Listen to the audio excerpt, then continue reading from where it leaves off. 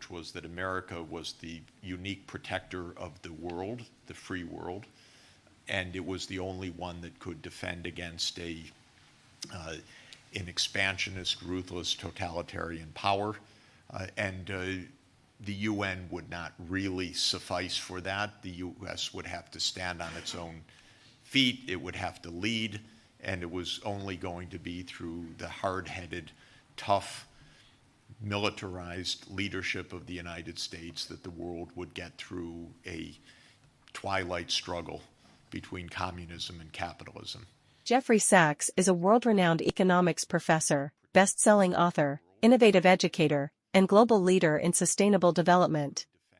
Sachs is widely recognized for bold and effective strategies to address complex challenges including the escape from extreme poverty, the global battle against human-induced climate change, international debt and financial crises, national economic reforms, and the control of pandemic and epidemic diseases. Especially since the Cold War began to unfold immediately at the end of World War II.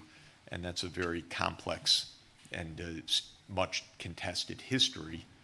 But I would say it was a Cold War that was not an inevitable battle of a ruthlessly expansionist Soviet Union, but was a detour of history that was extraordinarily dangerous, costly, and didn't have to happen, actually, is my own understanding of the Cold War.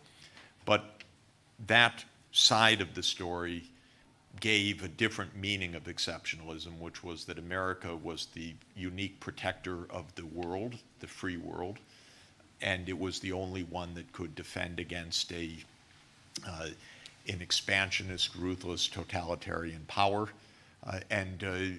The UN would not really suffice for that. The US would have to stand on its own feet. It would have to lead.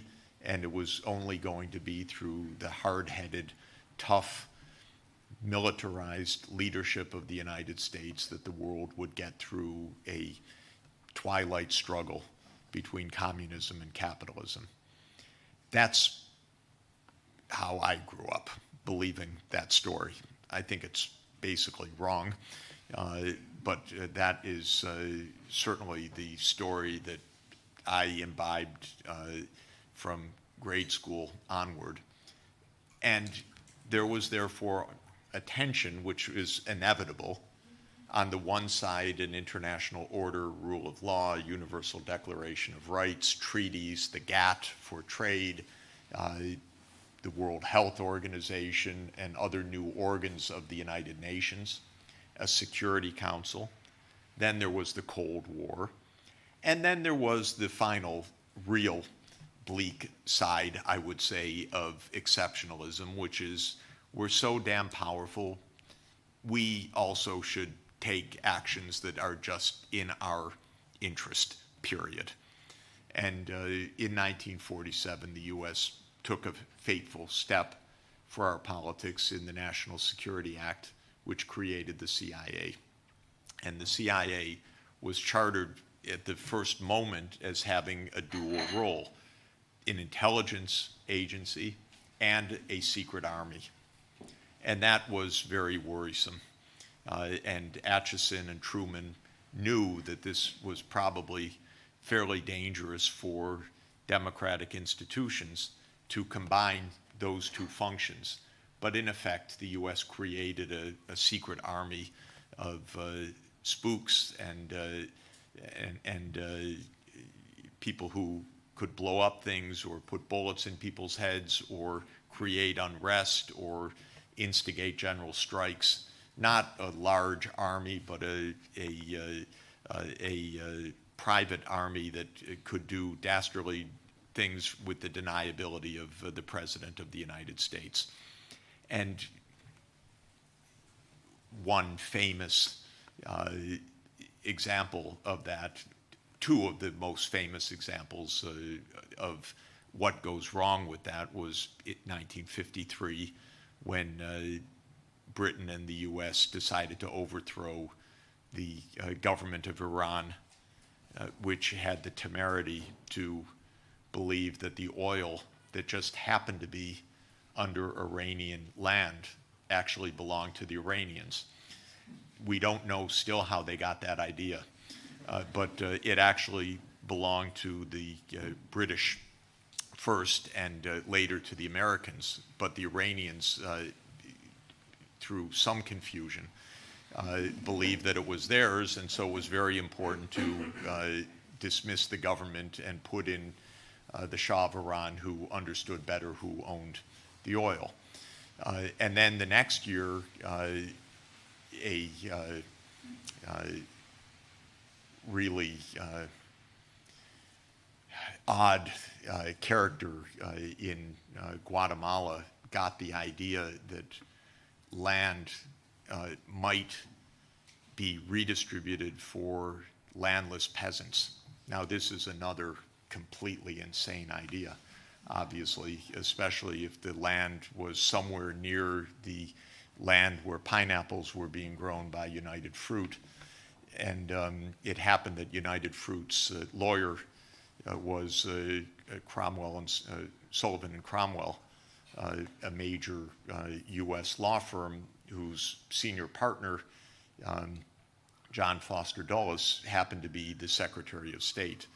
So when Jacobo Arbenz got the idea that there would be a mild land redistribution, United Fruit called the Secretary of State, who happened to have a brother, Allen Dulles, who was the CIA director, and John Foster called Allen, and Arbenz was gone soon afterwards. So that was not the Cold War, that was not the UN, that was private business dealings that also are part of exceptionalism. And American foreign policy in the post-war period varied across these different conceptions with a lot of profound mistakes and a lot of projection of military power that became, of course, an end in itself, I would say, and almost an unstoppable mechanism. The U.S. Put military bases around the world, unlike any other country in history other than Britain, which was the role model, but the U.S. far surpassed its predecessor in this. And the current count of military bases around the world, though some are very small, is typically held to be about 800 military bases overseas in 70 countries. So the map is just a map of U.S. military extension. And the general rule is wherever you put a base, never leave. That's another principle. If you do play the board game Risk, it's a lot like that board game, which is you want a piece on every square of the board. And if you don't have a piece on that square of the board, it means somebody else does, and they can start to move closer to your spot on the board. And so it's really a zero-sum struggle that has no end until you cover the entire board. And that, I think, is one of the motivating factors in the mindset of the United States. Well, in the U.S. vision, when the Soviet Union collapsed in the 1980s, this was taken to be entirely the fruits of the Cold War, and especially at that point Ronald Reagan's leadership, rather than what George Kennan had told American policymakers 40 years earlier, which was that the Soviet system was so flawed it would eventually collapse on its own, thank you. And Kennan said we don't have to have a twilight struggle for the survival of the world. The Soviet Union is not after global takeover. It is after its security zone in Eastern Europe and